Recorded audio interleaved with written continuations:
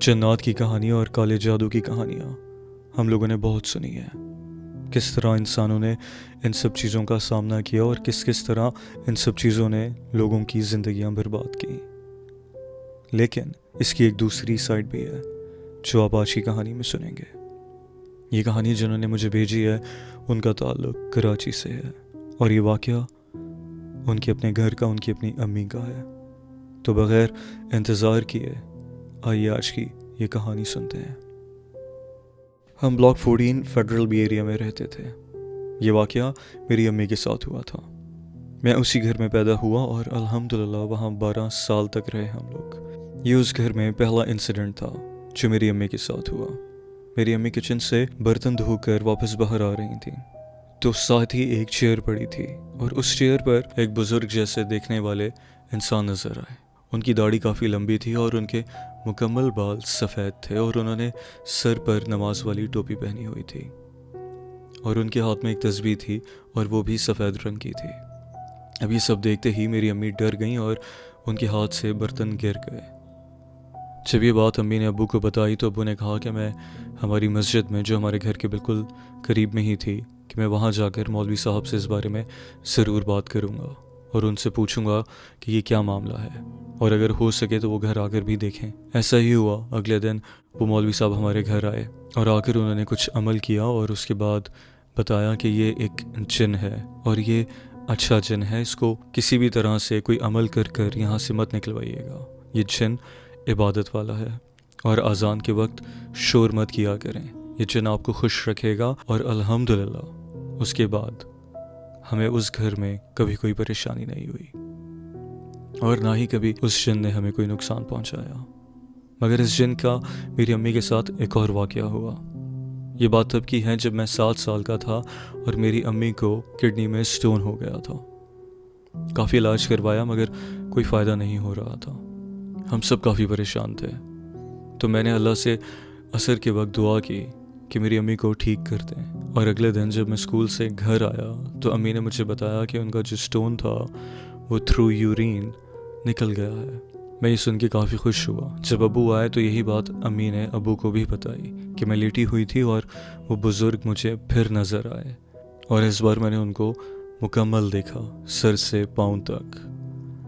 और मैं चाहती थी कि मैं उठकर बैठूं मगर मैं कुछ कर नहीं पाई। वो बुज़ुर्ग पास आया और उन्होंने आकर मेरे सर पर हाथ रखा और मेरी आंख लग गई। ज़ोहर की अज़ान हुई तो मेरी आंख खुली। मैं वॉशरूम गई तो वहाँ मेरा स्टोन निकल गया। अल्हम्दुलिल्लाह अब उस घर में हमें रहते हुए काफ़ी साल हो गए हैं मगर उस जिन ने कभी भी हमें तंग नहीं किया। इसी तरह का एक और वाक़या मेरे अब्बू के साथ भी हुआ था। मेरे अब्बू दरअसल अपने काम की वजह से शहर से बाहर आते जाते रहते हैं तो इसी तरह वो एक दफ़ा एक शहर से दूसरे शहर जा रहे थे और रास्ते में गाड़ी चलाकर वो काफ़ी थक चुके थे तो उन्होंने सोचा कि मैं थोड़ा आराम कर लेता हूँ। जैसे ही वो दूसरे शहर में एंटर हुए उन्होंने अपनी गाड़ी एक सुनसान जंगल के पास रोकी और वो आराम करने लगे। सोचा कि मैं 1 आध घंटा आँख लगा कर यहाँ से आगे निकल जाऊँगा। अब्बू बताते हैं कि जैसे ही मेरी आँख लगी साथ ही थोड़ी देर के बाद मुझे वहाँ पर एक औरत के रोने की आवाज़ आने लग गई। मैंने उठकर आसपास देखा तो कोई नहीं था। मैं अपनी सीट पीछे कर गाड़ी में दोबारा फिर लेट गया ये सोचकर कि शायद मेरा वहम है। लेकिन दोबारा फिर वैसा ही हुआ और इस दफ़ा वो आवाज़ ज़्यादा करीब से आ रही थी। मगर फिर भी अब्बू कहते हैं कि मैंने इस बात को इग्नोर किया ये सोचकर कि शायद ये मेरा वहम ही है। लेकिन इतने में ही उस औरत के साथ साथ अब्बू को कुछ और आवाज़ें सुनाई देने लगी जो शायद किसी बच्चे की थी और वो रो रहा था। अब्बू ने हैरत से उठकर गाड़ी के आसपास देखा, अंदर से बाहर झांका लेकिन कोई नज़र नहीं आया। लेकिन आवाज़ काफ़ी करीब से आ रही थी। अब्बू कहते हैं मैंने गाड़ी का दरवाज़ा खोला और बाहर निकल के देखने लगा। चारों तरफ सिर्फ झाड़ियाँ थी, वहाँ कुछ नहीं था और मगर वो आवाज़ अभी भी मुसलसल आ रही थी। इतने में जब अब्बू वापस गाड़ी में बैठने लगे तो वो बताते हैं कि मुझे झाड़ियों के पास से एक औरत अपने 2 बच्चों के साथ बाहर निकलती हुई सड़क की तरफ आती हुई नज़र आई। अब्बू काफ़ी हैरत से उसे देखने लगे कि ये झाड़ियों में इस वक्त क्या कर रही है और ना ही यहाँ पर कोई घर है ना ही कोई दुकान है, ये कहाँ से आई है। बिल्कुल जंगल के बीच में। वो औरत अब्बू के देखते देखते अब्बू के काफ़ी करीब आ चुकी थी। इतने में अब्बू जल्दी से गाड़ी में बैठकर इन्होंने दरवाज़ा बंद कर लिया, क्योंकि अब्बू को लग रहा था कि ये कुछ ठीक नहीं है। वो औरत अब्बू की गाड़ी के पास से होते हुए पीछे गई और उसके बाद दोबारा घूमकर दूसरी साइड से वापस गाड़ी के सामने आई और चलते चलते अचानक हवा में गायब हो गई। अब्बू कहते हैं ये देखकर मेरे रोंगटे खड़े हो गए थे। मेरी समझ नहीं आ रहा था कि ये मैंने क्या देखा है। क्या ये मेरा वहम था या मैंने कोई ख्वाब देखा है? मगर फिर अब्बू ने अपने आप को संभाला और वहाँ से निकल गए।